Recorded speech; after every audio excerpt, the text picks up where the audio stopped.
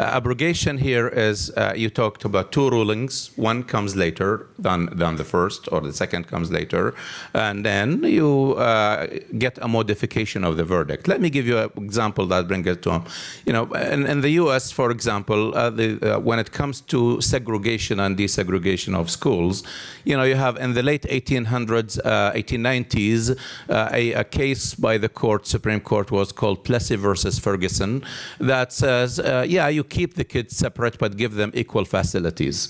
Then that was the law for years and years until 1954, and you come with Brown versus the Board of Education in Kansas, and then this case went to the Supreme Court, and the Supreme Court said, no, no, no, equal by definition or inherently is, I mean, separate is not equal by inherently. So now you have the law that says you desegregate, and then you get to the implementation of it as we know it from history in the Eisenhower days. Same thing here in Islam. There are two kinds of murky issues when you talk about abrogation. First, we talk about Quran abrogating Quran.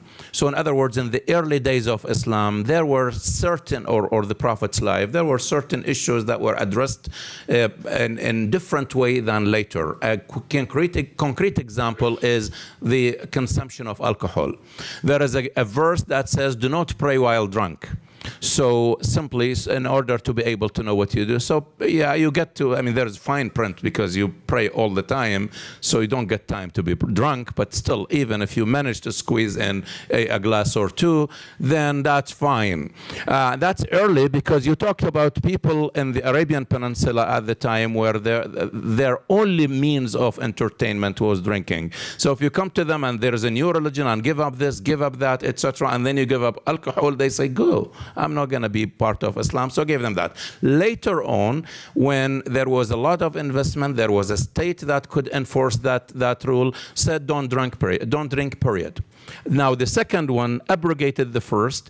Now, and that's what they call partial abrogation, but that's a nuance. But anyway, the earlier one continued to be in existence in the Quran, because if somebody who prays, you know, he can't drink and pray. Now, the other problematic part that we probably is more relevant to our panel is when there is this school that says the hadith of the Prophet can abrogate the Quran. Now, the Quran is authentic. That is abrogating another piece of the authentic scripture. You can deal with it, even though we don't know really for sure which verse came before the other. You read Noldika and you see this is a mess here, which, you know, when you look at the chronological, but at least Quran abrogating Quran. But when you get to a school that says the hadith can abrogate the Quran, then we go back to what Jennifer was talking about in terms of the hadith that is attributed to the Prophet saying, whoever abandons his religion, kill him. Now, this is a hadith that is attributed to the Prophet, but it goes exactly against a verse after another in the Quran. That the Quran says, whoever wants to believe, let him believe. Whoever wants to disbelieve, let him disbelieve. Another verse, it says, he who believes, then goes into disbelief, then believes again, then goes into disbelief, and then increases his disbelief. So there is a process of someone who is defying the belief time and again, and then you know, if there is a killing, he would not have the chance to do all of these things. In the Quran, which gave certain hudud, these punishments to much lighter issues, less than the death penalty, you know, and it addresses abandoning religion, apostasy, but it doesn't give punishment. The only punishment is cited in the Quran is in the hereafter.